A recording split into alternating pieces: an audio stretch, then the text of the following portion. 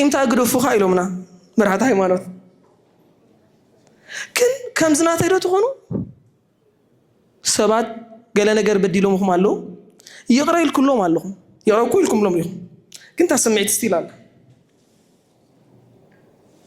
good ስለዚህ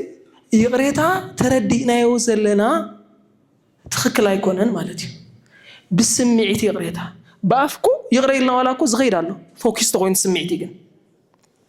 ብስምዒት ይቅሬታ እትብዛአት ይዘሎ ስምዒት ንዑ ሙፃ ማለት እዩ ንሰብ አይኮነን ይቅሬታ ንዓናዩ ንዓኺ ኦር ንዓኻ ሰላም ስለዝግባእካ ኢኻ ነቲ ስምዒት ትውፅኢኻ ትድርብዮ ከመይ ጌርካ ከም ተውፅኦ ግን ዝነገረካ የለን ሓደ እዋናት ነቶም ስምዒት እቲኦም ፌስ ክንገብሮም ኣዝዮም ከበድቲ እዮም